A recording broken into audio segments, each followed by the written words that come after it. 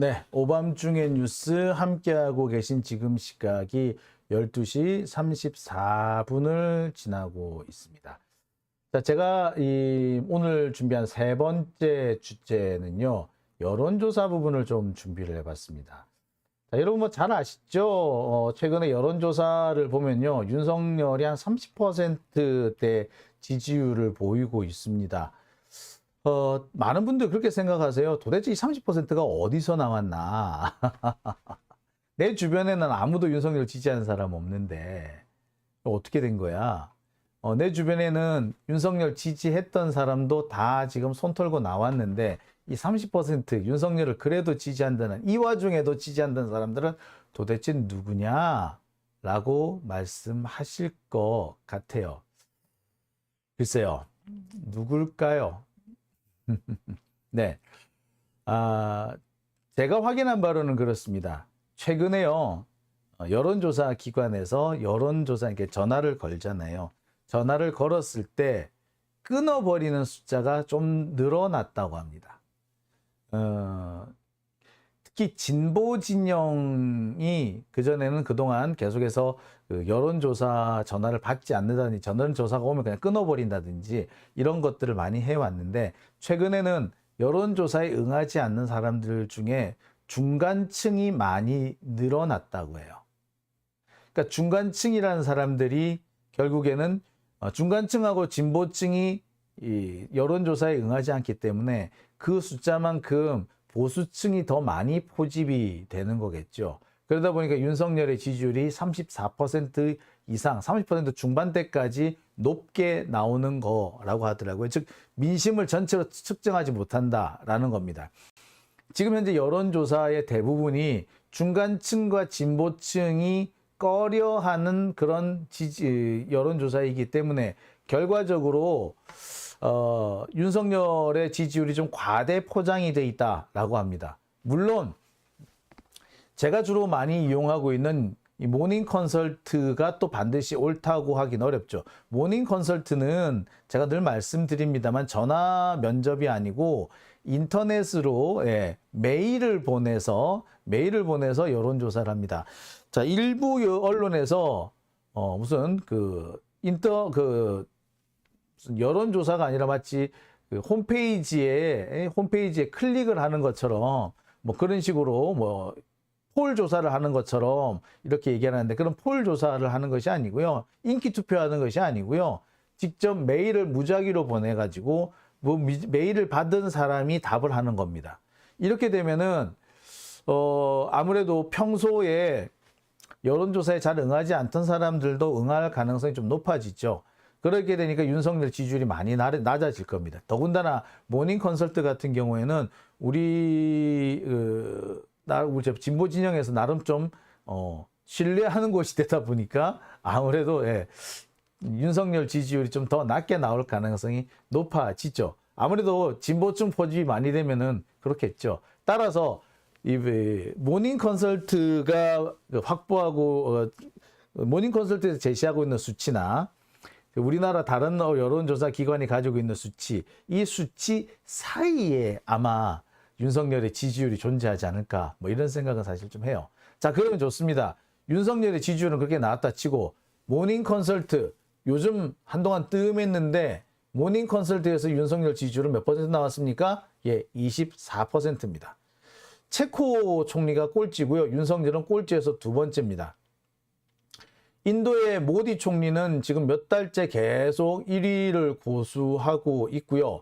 놀라운 것은 기시다의 지지율이 27%로 뚝 떨어졌다는 겁니다. 윤석열 지지율 22%였는데 24%까지 올라갔습니다. 체코 총리가 꼴찌로 21%입니다. 아, 참. 그러니까 윤석열 지금 한 2, 3주 동안 꼴찌를 면했어요. 체코 총리가 바닥을 채워주다 보니까. 재밌죠. 좀 황당무계하지만 뭐 어떡하겠어요. 좀 우리로서는 좀 받아들이기 어렵지만 또 뭐 그렇겠죠. 자, 여론조사 추이입니다. 지지율 추이를 보니까 자 보시다시피 그 자리를 그대로 유지하고 있어요. 최근 일주일 동안의 지지율 분포를 보면 23, 23, 24, 23, 24. 예. 이 평탄입니다.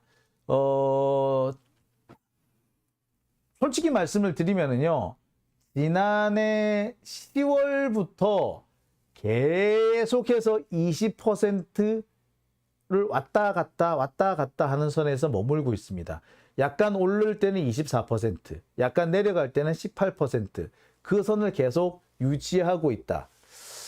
약간 좋아져서 24%까지 올라왔지만, 사실 지난주 이전, 그 이전에는 쭉 22%를 유지하고 있었어요. 매일같이 지지율을 조사를 여기는 모닝 컨설트 같은 경우는 거의 매일 지지율 조사를 하는데, 그 지지율 조사를 확인해 보면 22%가 주로 많아요.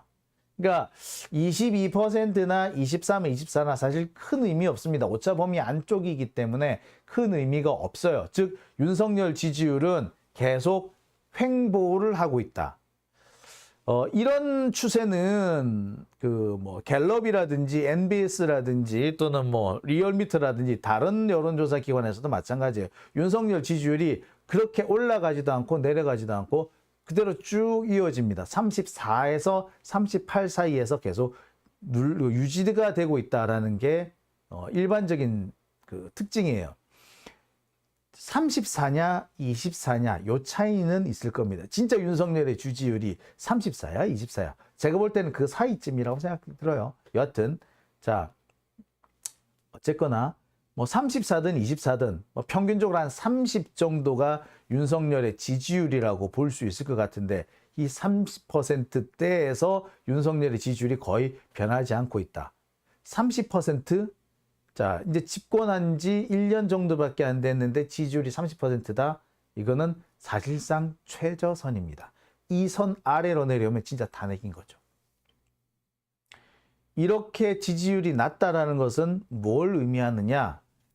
윤석열은 소위 말하는 핵심 지지층, 코어 지지층은 계속해서 윤석열을 지지하는지 모르겠는데 대부분의 사람들은 윤석열을 이제 더 외면하고 있다라고 보면은 맞아요.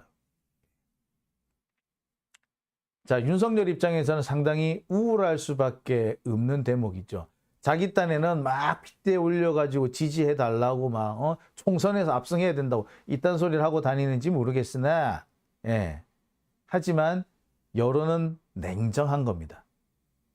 지지층만 계속 지지를 할 뿐 변동이 없다라는 거죠. 우울한 사람은 또 있습니다. 이낙연도 상당히 우울할 것 같아요.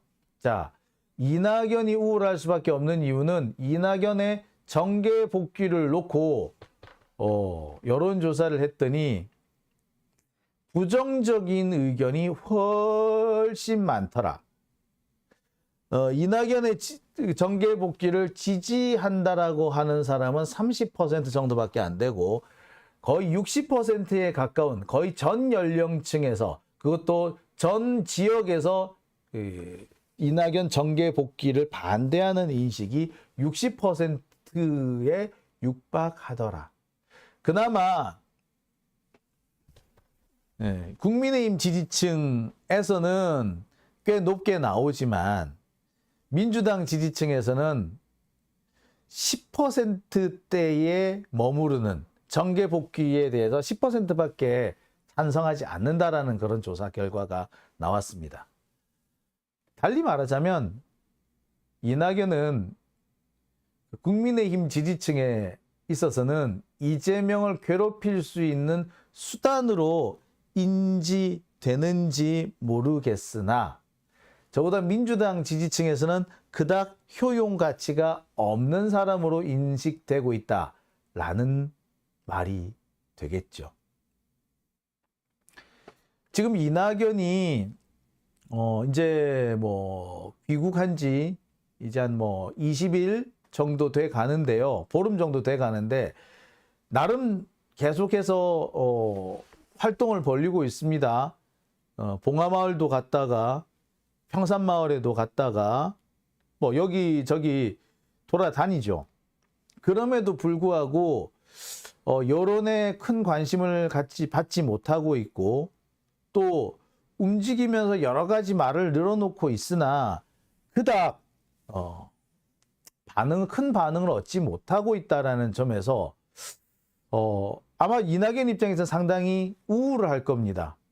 자기가 돌아왔는데, 이낙연이 돌아왔는데, 한때 지지율 40%에 육박하던 이낙연이 돌아왔는데, 아니 왜 나에 대한 지지율이 이렇게 적지? 낮지? 예. 그나마 민주당 내 지지율은 10%대에 머무르고 있고, 국민의힘 쪽에서 표를 갖고 와야만이 겨우 30%까지 올라가는 이런 참담한 수준에 머무르고 있는 이유.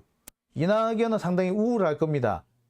이것은 달리 말해서 이낙연이 그동안 지난 1년 동안 보여줬던 실망스러운 행보인 거죠. 자기 자신의 행보가 그랬기 때문에 그런 겁니다. 지난 1년 동안 윤석열하고 싸우지 않았고 자기는 뒷점지고 있었잖아요. 그러면서 자기 편들 이용해 가지고 이재명을 비난하는데 올인하지 않았습니까? 그러니 사람들이 볼 때는 이낙연이라는 사람은 민주진보 진영에 분열을 가져오는 사람이라고 생각할 거 아니겠어요? 제가 늘 말씀드립니다만 이낙연이 나름 자신의 자신의 입지를 회복하려면 이재명과 싸워서는 안 된다. 윤석열과 싸우라는 얘기를 제가 여러 차례 했습니다. 민주당의 개혁을 운운할 게 아니고 지금 급한 게 민주당 개혁이에요. 도란 거 아니야?